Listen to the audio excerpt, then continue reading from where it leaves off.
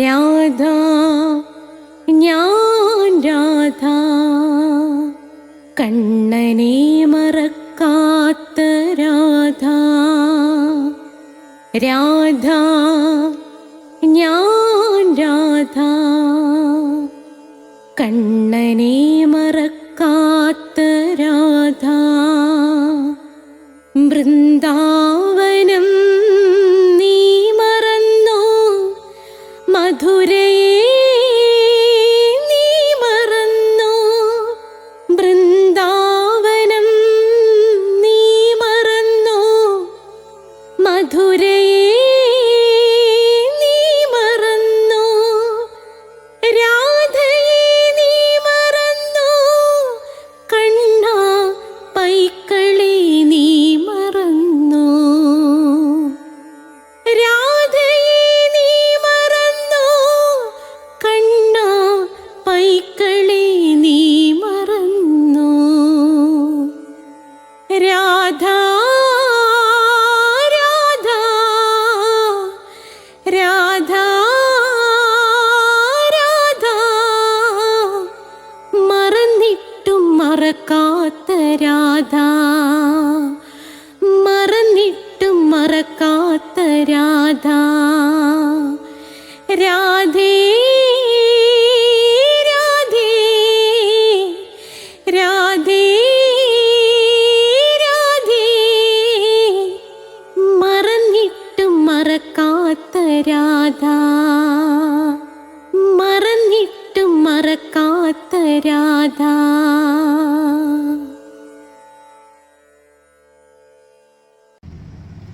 രാധേ രാധേ ഓ രാധേ രാധേ രാധേ രാധേ ഓ രാധേ രാധേ. രാധേ രാധേ എന്ന ചാനലിൻ്റെ അഷ്ടപതി ക്ലാസ്സുകളിലേക്ക് എല്ലാവർക്കും സ്വാഗതം. ഇന്ന് നമ്മൾ അഷ്ടപതി 15ാമത്തെ അധ്യായമാണ്. അതിനകത്ത് 2ാമത്തെ ശ്ലോകമാണ് പഠിപ്പിക്കാൻ പോകുന്നത്. ഇതിനു മുമ്പുള്ളത് കേൾക്കണമെന്നുള്ളവർ പ്ലേലിസ്റ്റ് എടുത്താൽ മതി. എല്ലാ തിങ്കളാഴ്ചയും 12 മണിക്ക് നാരായണീയത്തിൻ്റെ ക്ലാസ് ഉണ്ട്. ചൊവ്വാഴ്ച 12 മണിയാകുമ്പോൾ കൃഷ്ണൻ്റെ കാമുകിയായ രാധയുടെ ജനനം മുതൽ മരണം വരെയുള്ള ജീവിതകഥ നിരവധി റിസർച്ചുകൾക്ക് ശേഷം അവതരിപ്പിക്കുകയാണ്. 108 എപ്പിസോഡുകൾ പിന്നിട്ട് കഴിഞ്ഞിരിക്കുകയാണ്. അതേപോലെ തന്നെ എല്ലാ വ്യാഴാഴ്ചയും അഷ്ടപതിയുടെ ക്ലാസ്സാണ്. അതേ കണക്ക് എല്ലാ വെള്ളിയാഴ്ചയും മോക്ഷം കിട്ടണമെന്ന് ആഗ്രഹിക്കുന്നവർക്കായിട്ട് ധർമ്മപദത്തിൻ്റെ ക്ലാസ്സാണ്. പിന്നെ അഷ്ടാവക്ര ഗീതയുണ്ട്. ഇംഗ്ലീഷ് സംസാരിക്കാൻ ആഗ്രഹിക്കുന്നവർക്ക് സ്പോക്കൺ ഇംഗ്ലീഷിൻ്റെ വീഡിയോ ഇട്ടിട്ടുണ്ട്. നേരിട്ട് എൻ്റെ അടുത്ത് വന്ന് പഠിക്കണമെന്നുള്ളവർക്ക് ഇവിടെ വന്ന് ചേരാവുന്നതാണ്. ഞാൻ കൊല്ലത്താണ്. അതേ കണക്ക് തന്നെ പിന്നെ ഇതിനകത്ത് ജ്യോതിഷമുണ്ട്. ഓരോ മാസത്തിൽ ജനിച്ചവരുടെ ഫലം, ഓരോ നക്ഷത്രത്തിൽ ജനിച്ചവരുടെ ഫലം കൊടുത്തിട്ടുണ്ട്. ജ്യോതിഷപരമായി എന്തെങ്കിലും സംശയം ഉണ്ടെങ്കിൽ എന്നെ 96453339 എന്ന നമ്പറിലേക്ക് വിളിച്ചാൽ മതി. പിന്നെ കുടുംബമായി താമസിക്കുന്നവർ ഒരിടത്തൊരിടത്തൊരു അച്ഛനുണ്ടായിരുന്നു. അച്ഛാ പ്ലീസ് മകളെ ഒന്ന് കെട്ടിപ്പിടിക്കൂ. ഈ വീഡിയോ കാണാൻ നിങ്ങൾ ഒരു കാരണവശാലും മറക്കരുത്. അതേ കണക്ക് തന്നെയാണ് കഠിന കൃഷ്ണഭക്തനായ ഞാനെങ്ങനെ രാധാഭക്തനായ എന്ന വീഡിയോ നിശ്ചയമായും കാണണം. അപ്പോൾ നമുക്ക് ധ്യാനിച്ചിട്ട് തുടങ്ങാം. ഓം ശ്രീ രാധാകൃഷ്ണായ നമഃ. ഓം രാധായേ സ്വാഹ. രാധേ രാധേ ഓ രാധേ രാധേ രാധേ രാധേ ഓ രാധേ രാധേ രാധേ രാധേ ഓ രാധേ രാധേ രാധേ രാധേ ഓ രാധേ രാധേ രാധേ രാധേ ഓ രാധേ രാധേ രാധേ രാധേ ഓ രാധേ രാധേ. ബർസാനെ വാലി രാധാറാണി കി ജയ്. എൻ്റെ മാതാവ് രാധാറാണിക്ക് ജയ്. എനിക്ക് സർവൈശ്വര്യങ്ങളും വാരിക്കോരി തരുന്ന എൻ്റെ പൊന്ന് രാധാറാണി അമ്മക്ക് ജയ്. എനിക്ക് രോഗങ്ങൾ വരാതെ കാത്തുരക്ഷിക്കുന്ന രാധാറാണി അമ്മക്ക് ജയ്. എന്നെ സർവ്വ പാപങ്ങളിൽ നിന്നും മോചിപ്പിക്കുന്ന രാധാറാണി അമ്മക്ക് ജയ്. അപ്പോൾ നമുക്ക് ഇന്നത്തെ അഷ്ടപതി പാടിത്തരുന്നത് മറ്റാരുമല്ല, നിങ്ങൾക്ക് സുപരിചിതയായി കഴിഞ്ഞ പ്രവീണയാണ്. പ്രവീണ അതിമനോഹരമായി കഴിഞ്ഞ അഷ്ടപതി നമുക്ക് പാടി തന്നിരുന്നു. ഈ അഷ്ടപതിയും പ്രവീണ വളരെ ആത്മാർത്ഥമായി തന്നെ പാടിത്തരികയാണ്. പ്രവീണയുടെ മധുരമായ സ്വരത്തിൽ അത് കേട്ടുകൊള്ളൂ. ഘനജയ രുചിരേ രജയതി ചിഗുരേ തരളിത തരുണാനനേ കുരവക കുസുമം ചപലാസുഷമം രതിപതി മൃഗകാനനേ രമദേ യമുനാ പുളിനവനേ ഹരേ വിജയീ മുരാരിരധുനാ. അപ്പോൾ നമ്മുടെ പ്രവീണ അത് പാടി തന്നത് കേട്ടല്ലോ. അപ്പൊ ഇനി ഞാൻ നിങ്ങൾക്ക് ശ്ലോകം വായിച്ചു തരാം. ഘനചയ രുചിരേ രചയതി ചിഗുരേ തരളിത തരുണാനനേ കുരവക കുസുമം ചപലാസുഷമം രതിപതി മൃഗകാനനേ രമദേ യമുനാ പുളിനവനേ വിജയീ മുരാരിരധുനാ. അർത്ഥം എഴുതിക്കോ. ഘനചയം, ഘനചയം അർത്ഥം മേഘങ്ങളുടെ കൂട്ടം. ഘനചയം അർത്ഥം മേഘങ്ങളുടെ കൂട്ടം. ഘനചയ രുചിരേ, ഘനചയ രുചിരേ അർത്ഥം കാർമേഘ കൂട്ടത്തിൻ്റെ, കാർമേഘ കൂട്ടത്തിൻ്റെ. രജയതി, രജയതി ചൂടിക്കുന്നു, അണിയിക്കുന്നു. പൂക്കളൊക്കെ ചൂടിച്ചു കൊടുക്കത്തില്ലേ, അതാ ഇവിടെ ഉദ്ദേശിക്കുന്നത്. ചൂടിക്കുന്നു അല്ലെങ്കിൽ ഇങ്ങനെ പൂക്കളൊക്കെ ഇങ്ങനെ അണിയിക്കുന്നു, വെച്ചു കൊടുക്കുന്നു. ചിഗുരേ, ചിഗുരേ തലമുടിയിൽ, ചിഗുരേ തലമുടിയിൽ. തരളിതേ, തരളിതം ഇളകുക, ഇളകുക, വിറയ്ക്കുക. ഈ നമുക്ക് കാമവികാരം കൊണ്ടൊക്കെ ഒരു ചെറിയ വികാരങ്ങളൊക്കെ വരുമല്ലോ, വിറയലൊക്കെ, അതാണ് തരളിതം. നിങ്ങൾ അർത്ഥം തരളിതം സമം ഇളകുക, കോമ വിറയ്ക്കുക, അങ്ങനെ എഴുതി. തരുണം, തരുണം രണ്ടർത്ഥമുണ്ട്. ഒന്ന് മനോഹരം, രണ്ട് യുവാവ്. തരുണം യുവാവ്. ആനനം, ആനനം മുഖം, മുഖം. കുരവക കുസുമം, കുരവക കുസുമം എന്ന് പറഞ്ഞാൽ നമ്മുടെ കുറിഞ്ഞിപ്പൂവ്, നീലക്കുറിഞ്ഞിയെ കുറിച്ച് കേട്ടിട്ടില്ലേ? കുരവക കുസുമം. ചപലാസുഷമം, ചപലാസുഷമം മിന്നൽ പിണരു പോലെ മനോഹരം. ചപലാസുഷമം മിന്നൽ പിണരു പോലെ മനോഹരമായ. രതിപതി, രതിപതി കാമദേവൻ, രതിപതി കാമദേവൻ. മൃഗ, മൃഗ മാൻ, മൃഗ എന്ന് പറഞ്ഞാൽ മാൻ. കാനനേ, കാനനേ കാട്ടിൽ, കാനനേ അർത്ഥം എന്താണ്? കാട്ടിൽ. അപ്പൊ ഈ പറഞ്ഞിരിക്കുന്നതിൻ്റെ അർത്ഥം എന്താ? ശ്രീകൃഷ്ണൻ കാർമേഘത്തിൻ്റെ ഭംഗിയുള്ളതും യുവാക്കളുടെ ഹൃദയങ്ങളെ ഇളക്കി മറിക്കാൻ കഴിവുള്ളതും കാമദേവനാകുന്ന മാൻ എന്ന മൃഗത്തിന് സഞ്ചരിക്കാൻ കഴിയുന്നതുമായ കാനനമല്ലെങ്കിൽ വനം പോലെ തോന്നിക്കുന്ന തലമുടിക്കെട്ടില്, ഒരു പെണ്ണിൻ്റെ തലമുടിക്കെട്ടില് ഇടിമിന്നലിൻ്റേതുപോലെ മനോഹരമായ കുറിഞ്ഞിപ്പൂവ് ചൂടിക്കുന്നു. അങ്ങനെ ചൂടിക്കുന്ന ശ്രീകൃഷ്ണൻ ഇപ്പോൾ വളരെ വിജയിയായിട്ട് യമുനയുടെ തീരത്തുള്ള വനത്തിൽ ആ സുന്ദരിയോടൊത്ത് രമിക്കുകയാണ്. അപ്പൊ എന്താ പറഞ്ഞിരിക്കുന്നതെന്ന് നോക്കാം. ഇവിടെ ശ്രീകൃഷ്ണൻ ഒരു ഗോപികയുമായിട്ട് രതിലീലകളാടുന്നു എന്ന് രാധാറാണി കരുതുകയാണ്. ആ യുവതിയുടെ മുടി അഴകിനെ ഇവിടെ വർണ്ണിക്കുകയാണ് ചെയ്യുന്നത്. അപ്പൊ ശ്രീകൃഷ്ണൻ ഏതോ ഒരു ഗോപികയുമായിട്ട് രതിലീലകളാടുന്നു. ആ യുവതിയുടെ മുടിക്കെട്ടിനെ കുറിച്ച് വർണ്ണിക്കുകയാണ്. അപ്പൊ ശരിക്കും പറഞ്ഞാൽ ആ ഗോപികയിലെ രാധാറാണി തന്നെ തന്നെയാണ് കാണുന്നത്. തൻ്റെ സൗന്ദര്യം തന്നെയാണ് ആ ഗോപികയ്ക്കുണ്ടെന്ന് കരുതുന്നത്. താൻ തന്നെയാണ് ആ ഗോപി എന്നാണ് രാധാറാണി കരുതുന്നത്.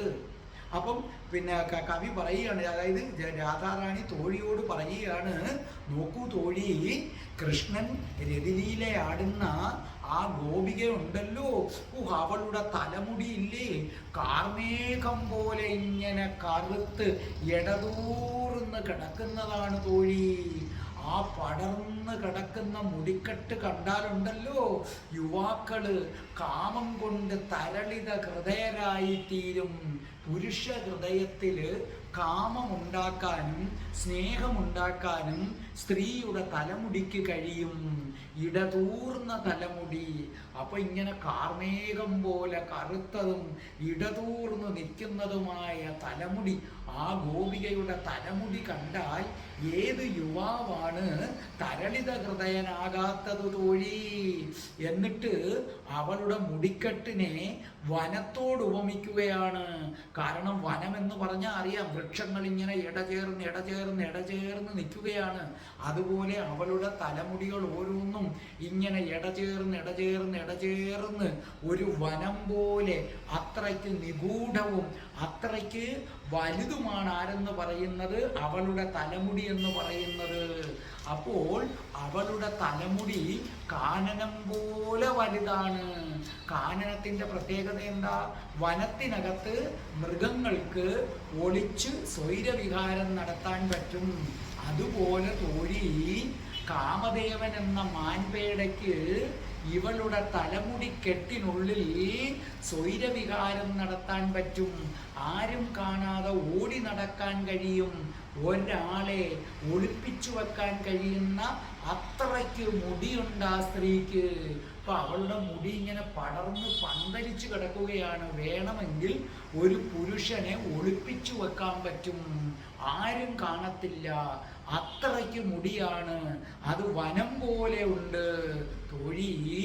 അങ്ങനെ ഏതൊരു യുവാവിൻ്റെയും ഹൃദയത്തിൽ കാമത്തിൻ്റെ വിത്തുകൾ വിതറുന്ന ആ മുടിക്കെട്ടുണ്ടല്ലോ, ആ മുടിക്കെട്ട് ആ ശ്രീകൃഷ്ണൻ അലങ്കരിച്ചു കൊടുക്കുകയാണ് തോഴി. ഇപ്പോൾ നേരത്തെ കൃഷ്ണൻ അവൾക്ക് തിലകം ചാർത്തി കൊടുത്തിരുന്നു, കസ്തൂരി തിലകം.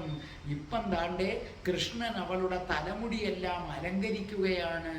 അങ്ങനെ അലങ്കരിക്കാൻ കുറിഞ്ഞിപ്പൂവാണ് ഉപയോഗിച്ചിരിക്കുന്നത്. തോഴി നോക്കൂ തോഴി, അവളുടെ തലമുടി കറുത്തിരുണ്ടതാണ്. പൂവാകട്ടെ ആ കാർമേഘത്തിനിടയിൽ മിന്നുന്ന മിന്നൽ പോലെ ശോഭിക്കുന്നതാണ്.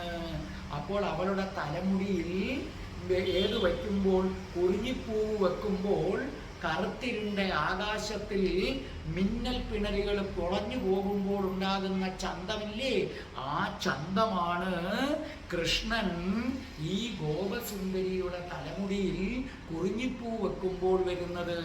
അപ്പൊ ചുരുക്കി പറഞ്ഞാൽ ഇവിടെ ഒരു ഗോപികയുടെ തലമുടിയുടെ അഴകിനെ വർണ്ണിക്കുകയാണ് ചെയ്യുന്നത്. അപ്പൊ ശ്രദ്ധിച്ചു കേട്ടോളണം. അപ്പൊ ഇവിടെ കവി പറഞ്ഞത് ഇത്രയേ ഉള്ളൂ.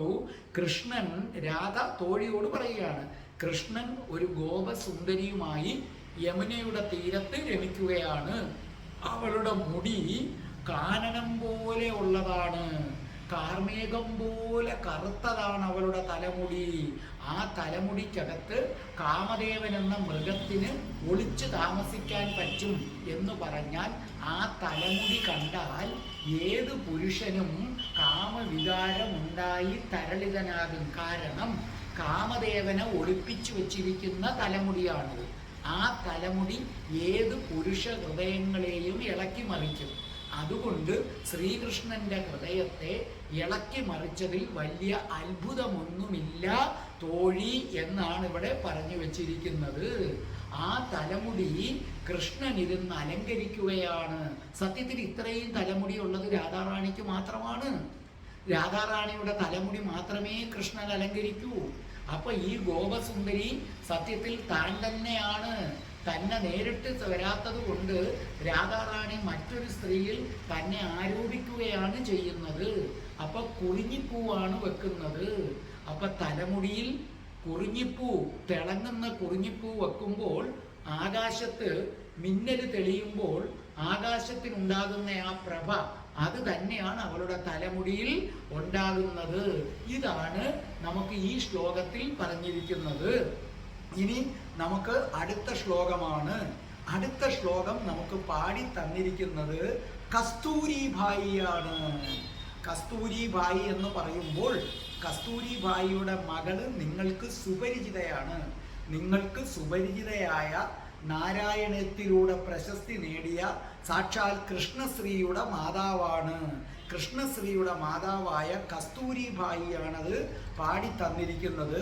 ആദ്യം പ്രവീണ പാടുന്നത് കേൾക്കുക. ഇത് അതിനുശേഷം കസ്തൂരിഭായി പാടും. അതിനുശേഷം ഞാൻ നിങ്ങളെ പഠിപ്പിക്കുന്നതാണ്. ഘനജയരുചിരേ രജയതി ചികുരേ തരളിത തരുണാനനേ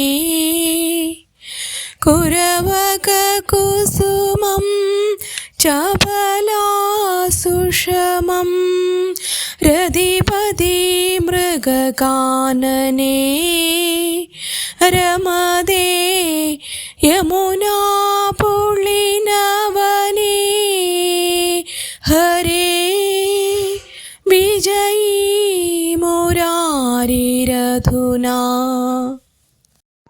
ഘടയതി സുഖനേ കുജയുഗ ഗഗനേ മൃഗമതരുചിരൂഷിതേ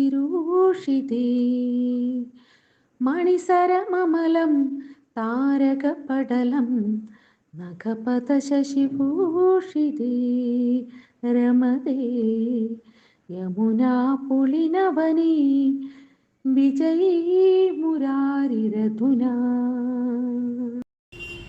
അപ്പോൾ നമ്മളുടെ കൃഷ്ണശ്രീയുടെ അമ്മയായ കസ്തൂരിഭായി അത് മനോഹരമായി പാടിത്തന്നത് കേട്ടല്ലോ. അപ്പം അമ്മയും മകളും രണ്ടുപേരും നാരായണീയം ചാനലിന് വേണ്ടി പാടിയിരിക്കുകയാണ്. രണ്ടുപേർക്കും ഹൃദയം നിറഞ്ഞ നന്ദി രേഖപ്പെടുത്തുന്നു. അതേ കണക്ക് നമുക്ക് പാടിത്തന്നിട്ടുള്ള കൃഷ്ണപ്രിയയുണ്ട്, രജിതയുണ്ട്, പിന്നെ ഒരു അൽബയുണ്ട്, ഇപ്പം നമ്മുടെ പ്രവീണയുണ്ട്, പിന്നെ എനിക്കൊരു രമ്യാണെന്ന് തോന്നുന്നു പെട്ടെന്ന്, പിന്നെ ഒരു ദീപ, അങ്ങനെ നിരവധി പേര് നമുക്ക് വേണ്ടി പാടിത്തന്നിട്ടുണ്ട്. ഞാൻ പെട്ടെന്ന് പേര് ചിലത് വിട്ടുപോയിട്ടുണ്ടെങ്കിൽ അത് ക്ഷമിക്കുക. അവർക്കെല്ലാം ഹൃദയത്തിൽ തട്ടി നന്ദി രേഖപ്പെടുത്തുന്നു. അപ്പൊ ഇത് നമുക്കൊന്ന് പഠിക്കാം. ശ്രദ്ധിച്ചോട്ടോണം. ഘടയതി സുഖനേ കുജയുഗ ഗഗനേ മൃഗമത രുചിരുഷിരേ മണിസരമമലം താരകപടലം നഖപത ശശിഭൂഷിതേ രമദേ യമുനാ പുളിനവനേ വിജയീ മുരാരിരധുനാ. അപ്പോൾ നോക്കെ, ഘടയതി അർത്ഥം എഴുത് ചേർക്കുക. ഘടയതി ചേർക്കുന്നു, ഒരെണ്ണം മറ്റൊന്നിനോട് ചേർക്കുന്നത്. ഘടയതി അർത്ഥം എന്താണ്? ചേർക്കുന്നു. സുഖനെ, സുഖനെ തടിച്ചത്, സുഖനെ തടിച്ചത്, കട്ടിയുള്ളത്, കാഠിന്യമുള്ളത് എന്നർത്ഥം. രണ്ടർത്ഥം. ഒന്ന് തടിച്ചത്, മറ്റത് നല്ല കാഠിന്യമുള്ളത്. കുജം, കുജം മാറിടം, കുജം മാറിടം. യുഗ രണ്ട്, യുഗ രണ്ട്. കുജയുഗ മാറിടം രണ്ടും, കുജയുഗ മാറിടം രണ്ടും. ഗഗനേ ആകാശം, ഗഗനേ ആകാശം. മൃഗമത രുചിഷിരേ, മൃഗമത രുചി ഋഷിരേ. എഴുതിക്കോ, മൃഗമത രുചി ഋഷിരേ. മൃഗമതം കസ്തൂരി, മൃഗമത രുചി ഋഷിരേ അർത്ഥം കസ്തൂരി ഗന്ധത്തോടു കൂടിയതും, കസ്തൂരി ഗന്ധത്തോടു കൂടിയതും. ഋഷിരേ, ഋഷിരേ ചേർന്നത്, ഋഷിരേ ചേർന്നത് അർത്ഥം മനസ്സിലായില്ലേ? മൃഗമതം കസ്തൂരി, മൃഗമത രുചി കസ്തൂരി ഗന്ധം, ഋഷിതം ചേർന്നത്. അപ്പം മൃഗമത രുചി ഋഷിരേ കസ്തൂരി ഗന്ധത്തോടു കൂടിയതും. മണിസരം, മണിസരം രത്നമാല, മണിസരം രത്നമാല. അമലം, അമലം ശുദ്ധം, അമലം എന്ന് പറയുമ്പം ശുദ്ധം. താരക പടലം, താരകപടലം നക്ഷത്ര സമൂഹം. താരകപടലം നക്ഷത്ര സമൂഹം. നഖപഥം.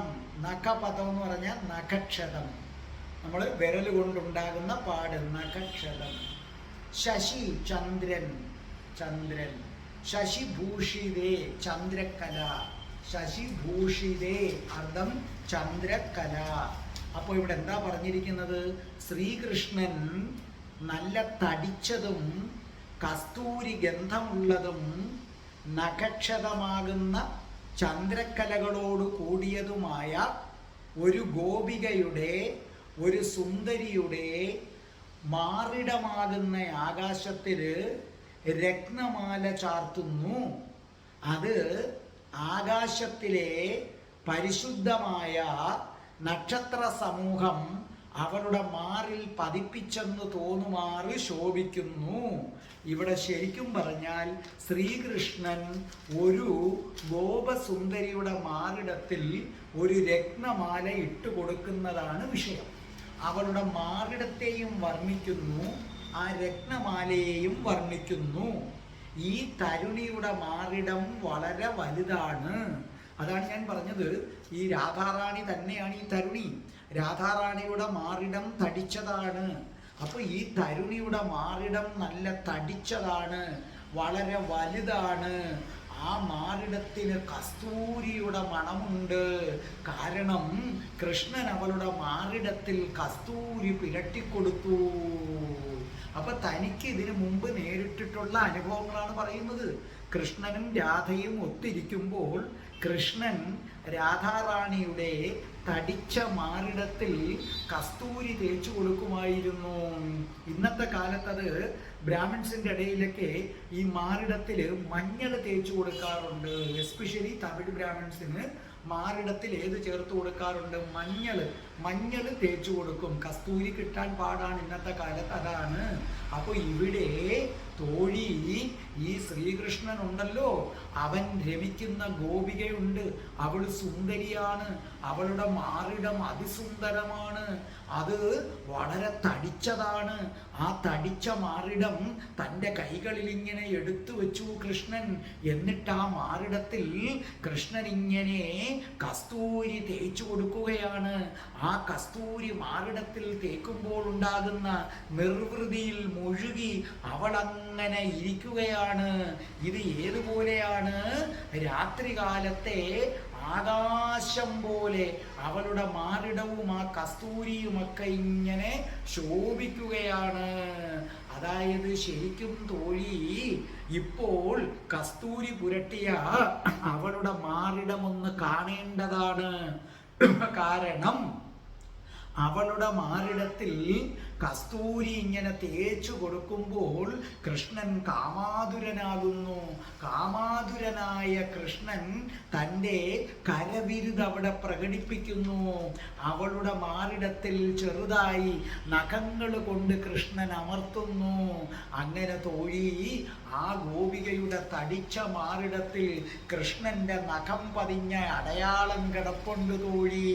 ഇതിനെയാണ് രാത്രികാലത്തെ ആകാശം പോലെ ശോഭിക്കുന്നു എന്ന് പറഞ്ഞത്.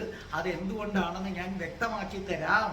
അപ്പൊ കൃഷ്ണൻ ആ യുവതിയുടെ തടിച്ച മാറിടത്തില് കസ്തൂരി ഇങ്ങനെ തേച്ചു കൊടുത്തപ്പം കൃഷ്ണന് കാമമുണ്ടായി.